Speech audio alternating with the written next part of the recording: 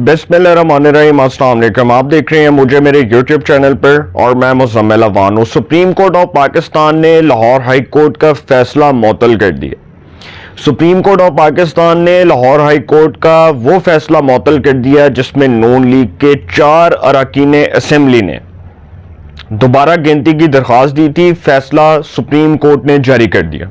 Supreme court के 3 रुकनी bench ने chief justice of Pakistan justice Qazi Faez Isa की सरबराही में 3 रुकनी बेंच ने नून लीग के 4 अरकान असेंबली की दोबारा वोटों की गिनती की दरख्वास्त पर समाअत की।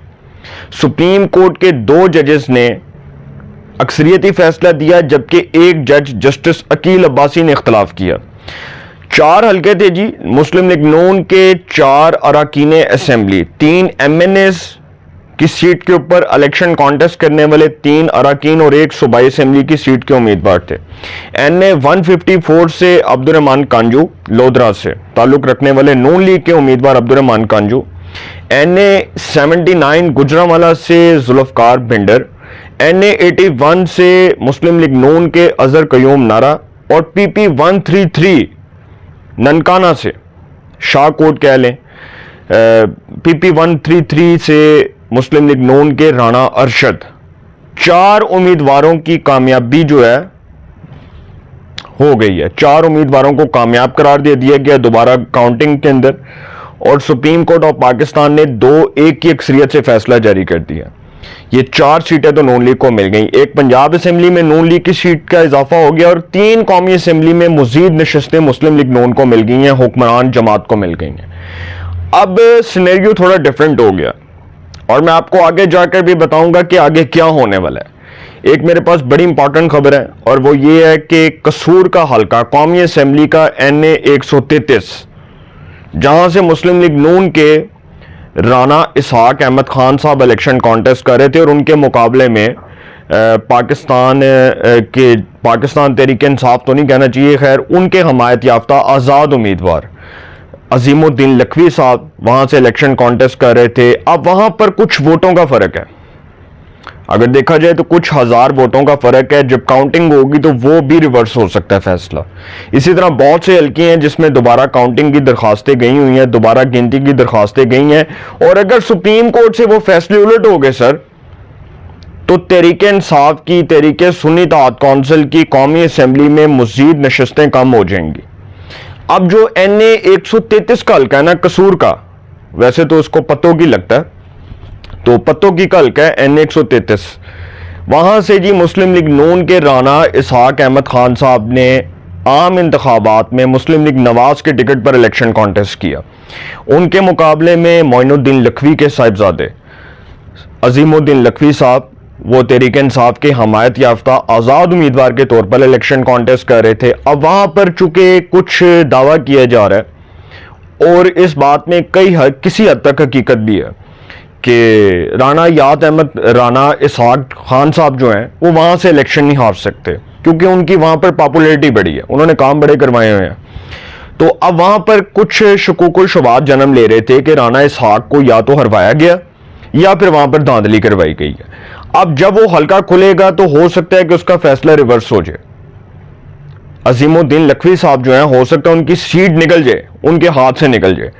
तो सर इसी तरह सुप्रीम कोर्ट ऑफ पाकिस्तान ने यह फैसला जारी किया, लाहौर हाई कोर्ट का फैसला कलअदम करार दे दिया और ये फैसला बड़ा इंटरेस्टिंग है, बड़ा सरप्राइजिंगली बहुत इंटरेस्टिंग है इस हवाले से कि मुस्लिम लीग नून को सुप्रीम कोर्ट के फैसले से एक बहुत बड़ी कामयाबी मिली है, हुक्मरान इत्तेहाद को एक बहुत बड़ी कामयाबी मिली है। अब कौमी असेंबली के अंदर जो दूसरी खबर है जो मैं आपसे शेयर करने जा रहा हूं, कौमी असेंबली में जी एक बिल लाने की तैयारी हो रही है और वो बिल ये है कि सरकारी मुलाजमीन की मुद्दत मुलाजमत में तोसी के वाले से एक बिल लाया जाए और वो बिल जो है उसको कौमी असेंबली से मंजूर होने के बाद सेनेट ऑफ पाकिस्तान से मंजूर करवाया जाए और फिर सेनेट ऑफ पाकिस्तान से मंजूर होने के बाद वो बिल सदर मुमलिकत के पास जाए, सदर उस पर दस्तखत करें और वो बिल बन जाए, कहानी खत्म।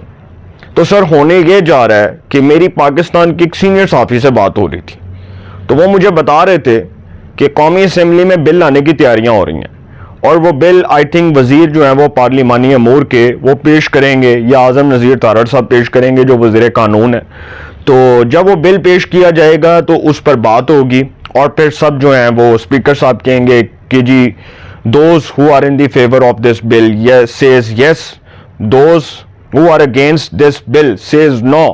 تو سر جب سارے یس کہیں گے تو وہ بل منظور ہو جائے گا. اب قومی اسمبلی میں قانون سازی کے لیے سادہ اکثریت میں قانون سازی کے لیے 172 اراکین کی حمایت درکار ہے. اب اگر آپ فگر سامنے رکھیں تو جو حکمران اتحاد ہے مسلم لیگ نون پیپلز پارٹی, ان کے پاس 172 سے زیادہ اراکین موجود ہیں. اور اس وقت قومی اسمبلی میں تھوڑا سینیریو ڈیفرنٹ ہو گیا. جو مسلم لیگ نون کو 3 نشستیں ملی ہیں سپریم کورٹ کے فیصلے کے بعد, NA 154, NA 79 اور NA 81, اس کا مطلب کہ اب سینیریو تھوڑا ڈیفرنٹ ہو رہا ہے. اب 3 جو MNA ملے ہیں اس کے اوپر ایک ریزرو سیٹ بھی ملے گی, 4 نشستیں مسلم لیگ نون کی ہو جائیں گی.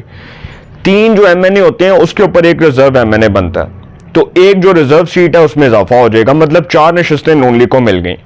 اب وہ جو 4 نشستیں ہیں اب اس کے بعد تھوڑا سینیریو ڈیفرنٹ ہے.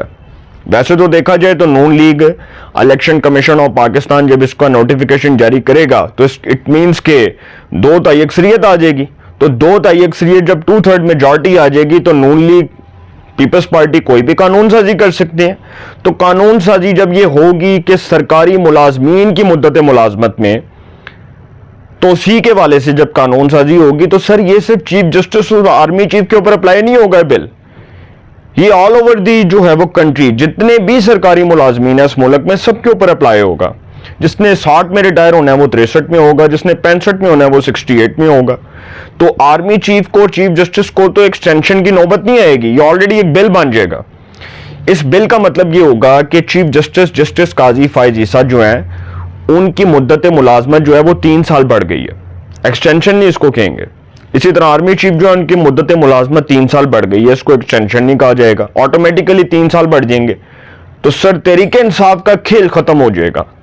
اور وہ جو سوچ کے بیٹھے تھے کہ جسٹس منصور علی شاہ آئیں گے اور آ کر عمران خان کے حق میں حکم جاری کریں گے اور کہیں گے کہ جی عمران خان کو جیل سے ریلیز کر دیا جائے, رہا کر دیا جائے اور عمران خان کے کیسز ختم کر دیے جائیں اور اسٹیبلشمنٹ کو نوٹس جاری کر دیا جائے اور آرمی چیف کو ڈسمس کر دیا جائے, یہ خواب کون بناتا ہے؟ دیکھیں یہ ساری چیزیں پاکستان تحریک انصاف کا سوشل میڈیا بناتا ہے. وہ ارسلان خالد ہے نا, وہ جو بیٹا تھا بشرا بی بی کا, جس کو بشرا بی بی کہہ رہی تھی کہ ارسلان بیٹے ایسے کرنا ہے ایسے کرنا ہے, تو وہ اس طرح کی چیزیں بناتا ہے. اور وہ باہر کے ملک میں جو بیٹھے ہوئے ان کے جو وہ ہیں شہزاد اکبر نامی لوگ, پھر وہ اس قسم کی, وہ شہباز گل جیسے لوگ, وہ اس قسم کی خبریں بناتے ہیں. تو سر یہ جو اس قسم کے کام کر رہے تھے ان کو بڑی بری ناکامی ہونی ہے, ان کو شکست کا سامنا کرنا پڑے گا ہر محاذ کے اوپر, عدالتی محاذ کے اوپر بھی اور سیاسی محاذ کے اوپر بھی. ملنا ان کو کاکھ نہیں ہے, کیونکہ دونوں خبریں میں نے آپ کے سامنے رکھی ہیں, دونوں بڑی امپورٹنٹ ہیں. اور عمران خان صاحب جو ہیں ان کی خوشیاں ایک بار پھر پھیکی پڑنے جا رہی ہیں, کیونکہ چیف جسٹس اور آرمی چیف دونوں شخصیات جو ہیں مزید 3 سال کے لیے اپنے عہدے پر برقرار رہیں گی. اور عمران خان کا پروگرام تو بڑھ جائے گا. اپنی رائے کا کمنٹس میں ضرور اظہار کیجئے گا. انشاءاللہ ایک نئے سیگمنٹ کے ساتھ میں ملاقات ہوگی. اپنا بہت خیال رکھیے گا. اللہ نگہبان.